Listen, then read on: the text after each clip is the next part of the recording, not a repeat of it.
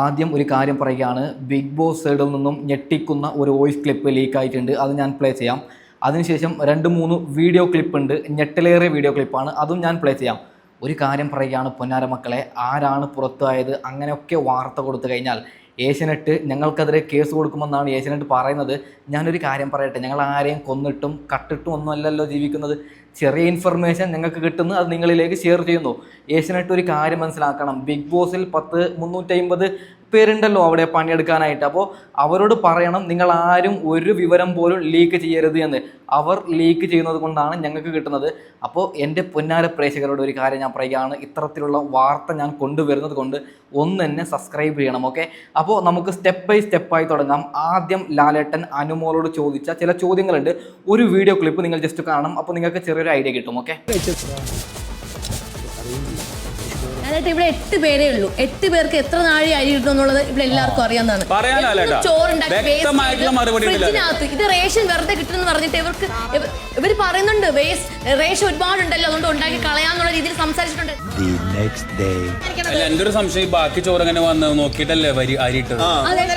അല്ല, ഞങ്ങൾ കഴിഞ്ഞ ആഴ്ച ചെയ്തപ്പോ നീ ഒരു ഡയലോഗ് അടിച്ചത് ഇതേപോലെ തന്നെ ഞങ്ങൾ കഴിഞ്ഞ ആഴ്ച ചോറുണ്ടാക്കി. നിങ്ങൾ കഴിക്കാതെ മാറി വേറെ ഉണ്ടാക്കിക്കൊണ്ടാണ് ഞങ്ങൾ ഉണ്ടാക്കിയ ചോറ് ബാക്കി വന്നത്. ഡയലോഗ് അടിക്കല്ലോ, ഈ ഇരട്ടത്താപ്പ് കാണിക്കല്ലേ? ഞങ്ങൾക്ക് നീ ലാലേട്ടന് മുമ്പിൽ ചോറ് കൊടുന്നല്ലോ അതിൽ ഡയലോഗ് അടിച്ചിട്ട്. ഇത് നിങ്ങൾ അന്ന് കഴിക്കാത്ത ചോറാണ്. നിങ്ങൾ അന്ന് കഴിക്കാതെ 3 പേര് മാറി ഉണ്ടാക്കിക്കൊണ്ടാണ് ഞങ്ങൾ അന്ന് ഉണ്ടാക്കിയ ചോറ് ബാക്കി വന്നത്. പൊന്നാര പ്രേക്ഷകരെ, ഈ വിഷയമാണ് ഏറ്റവും കൂടുതൽ ചൂടായ വിഷയം. ഇത് സൺഡേ നമുക്ക് കാണിക്കുമോ, അതായത് ശനിയാഴ്ച കാണിക്കുമോ ഞായറാഴ്ച കാണിക്കുമോ എന്ന് എനിക്ക് പേഴ്സണലി അറിയില്ല. ഇതാണ് ഏറ്റവും കൂടുതൽ ലാലേട്ടൻ ചൂടായി ചോദിച്ചത് അനുമോളോടാണ്. അതായത് നമുക്കൊക്കെ അറിയാം, കഴിഞ്ഞ ആഴ്ച അക്ബർ കൂടുതൽ ചോറ് വെച്ചു എന്ന് പറഞ്ഞിട്ട് ഏറ്റവും വലിയ ഇഷ്യൂ ആക്കിയത് ഈ പറയുന്ന അനുമോളാണ്.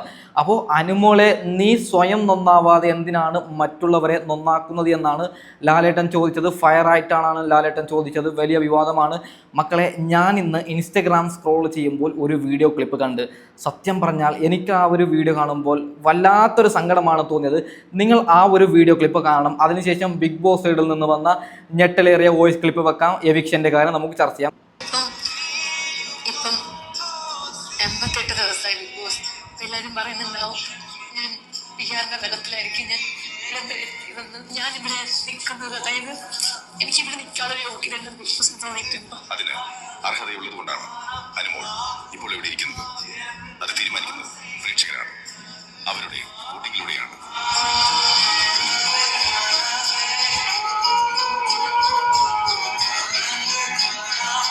സത്യം പറഞ്ഞാൽ ഈ ഒരു വീഡിയോ ക്ലിപ്പ് കാണുമ്പോൾ എനിക്ക് പേഴ്സണലി സാഡാണ് തോന്നിയത്. കാരണം ഞാനൊരു കാര്യം പറയുകയാണ്, 16 ലക്ഷം അല്ല 50 ലക്ഷം PR കൊടുത്താലും അവിടെ മിണ്ടാണ്ടിരുന്നാൽ ആരെങ്കിലും വോട്ടിടുന്നത് സാധാരണക്കാരായ പ്രേക്ഷകരാണ്. അപ്പോൾ അവർക്കാരെങ്കിലും പേഴ്സണലായിട്ട് ഒരു 500 1000 അയച്ചു കൊടുക്കും? ആരും അയച്ചു കൊടുക്കില്ല. അപ്പോൾ സാധാരണക്കാരായ പ്രേക്ഷകർ വോട്ടിട്ടത് കൊണ്ടാണ് ഈ പറയുന്ന അനീഷും അനുമോളൊക്കെ ഇപ്പോൾ ഈ നിലയിലുള്ളത്. അതായത് അവർ കളിക്കുന്നത് കൊണ്ടാണ്, ഗെയിം കളിക്കുന്നത് കൊണ്ട് മാത്രമാണ്. അല്ലാതെ പൈസ ഉണ്ടാകും, നമുക്ക് പൈസ ഉണ്ടാൽ എന്തും കിട്ടോ? ഇല്ല. അനുമോൾക്ക് PR ഇല്ലെന്ന് ഞാൻ പറയുന്നില്ല, PR ഉണ്ട്. പക്ഷേ ജനങ്ങൾക്ക് അനുമോളെ ഇഷ്ടപ്പെട്ടത് കൊണ്ട് മാത്രമാണ് അനുമോൾക്ക് ജനങ്ങൾ വോട്ടിടുന്നത്. ആ ഒരു കാര്യം നിങ്ങൾ മനസ്സിലാക്കണം, ഓക്കെ? അപ്പോൾ ആരാണ് പുറത്തായത് മക്കളെ? നമ്മുടെ സാബു മോനും ഈ പറയുന്ന അക്ബറും പുറത്തു പോയി എന്നാണ് വാർത്ത കിട്ടുന്നത്. എനിക്ക് അതായത് 99.9% ആദ്യ ദിവസം അക്ബർ പോയി, രണ്ടാമത്തെ ദിവസം ഈ പറയുന്ന സാബു മോൻ പോയി എന്നാണ്. അല്ലെങ്കിൽ ഒരു എവിക്ഷനാണ് നടക്കുന്നതെങ്കിൽ ഈ 2 പേരിൽ ഒരാൾ പോയെന്ന് 100% ഉറപ്പായിട്ടുള്ള വാർത്തയാണ് എനിക്ക് പേഴ്സണലി കിട്ടിയത്. അടുത്തതായി ബിഗ് ബോസ് സൈഡിൽ നിന്നും ലീക്കായ ഒരു വോയിസ് ക്ലിപ്പ് നിങ്ങൾ ജസ്റ്റ് ഒന്ന് കേൾക്കണം, ഓക്കെ?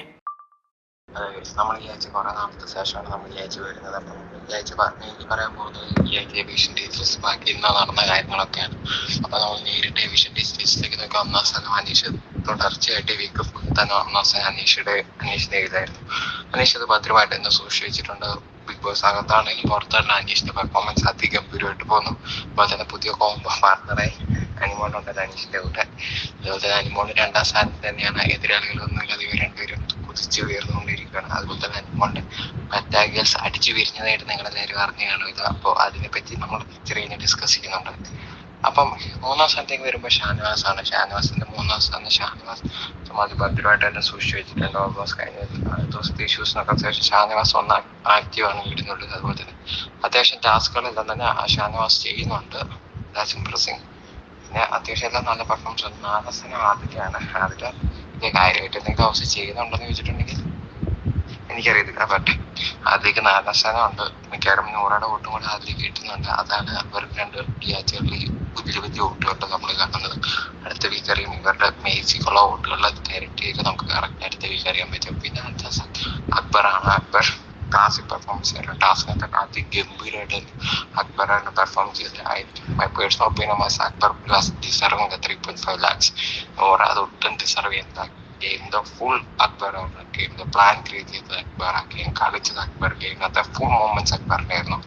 എല്ലാം തന്നെ കഴിച്ചിട്ട് അവസാനം സിമ്പതിയുടെ പേര് 100 കിട്ടി അതിമോശം പരിപാടിയായി പോയി.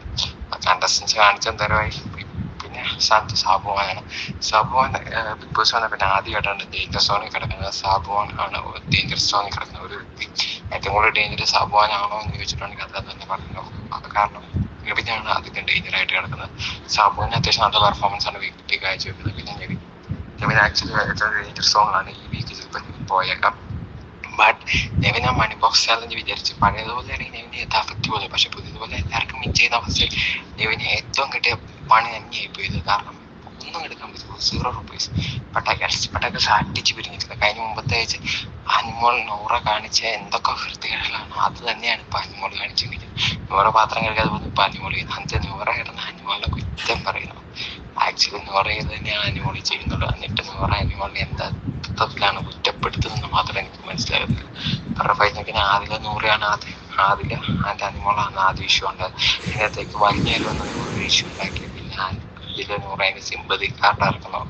അതുപോലെ തന്നെ അനിമോളുടെ ഇനിയോടെ സപ്പോർട്ട് ഇട്ട് കഴിഞ്ഞപ്പോൾ ബേസിക്കലി അവർ അതാൻ സാധിക്കും.